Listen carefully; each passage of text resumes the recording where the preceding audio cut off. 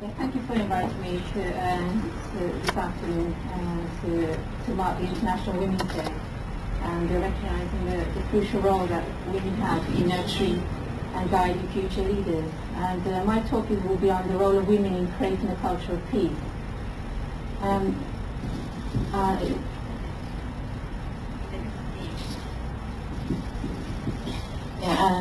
Is that better? My talk will be about the role of women in creating culture of peace. And it said, like throughout history, wars have been raised between peoples, such as the Berlin Wall and the separation barrier in Israel. But the most entrenched wars are those that exist within people themselves. Once people begin to view different groups as the other, divisions occur, where one puts one's interests above the interests of the other party. These divisions are more deeply rooted and are more difficult to pull down than any physical barrier.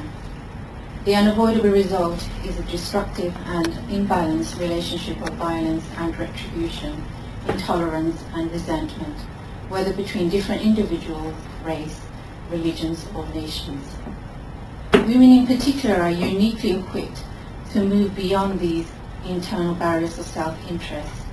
Women have the unique qualities of empathy, forgiveness and unconditional love, which is shown by a mother for her child, which is essential for fostering peace, whether in the family or the greater society or even the world. The finest minds have always understood the peacemaking roles of women.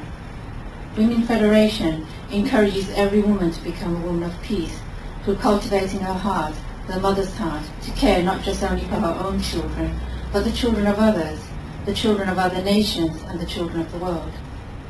The value of volunteerism and character education is a central aspect of education. In spite of centuries of rule by brute force, we can observe the instrumental role historically played by individual women in laying the foundation for peace. It has become more and more apparent through the years of peace building, discussions and networking that peace is not only not attainable without involvement of women, but in that process women have significantly contributed towards redefining the concept of peace and how leadership must be exercised in pursuit of that goal. We women will and need to become the cornerstone for strengthening cooperation and partnership between others. In order to strive for world peace, it must be achieved through true love based on motherly love. We must encourage women leaders to end conflict around the world. We know that the oppression and discrimination which women in history faced and are facing now. However, now we are able to discard these historic sufferings because the time of women has come.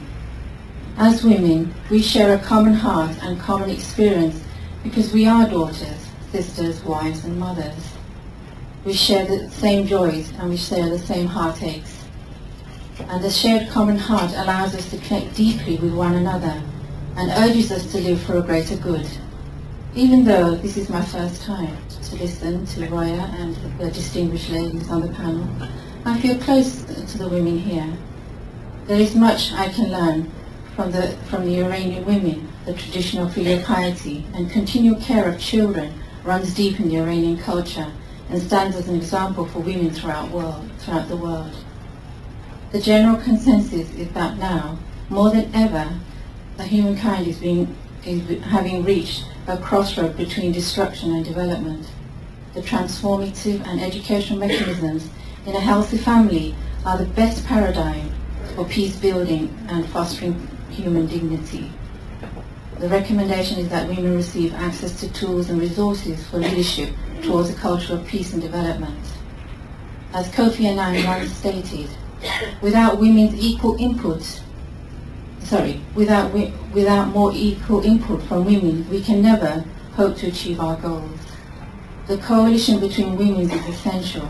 We must unite for the common good and put our differences aside. Thank you.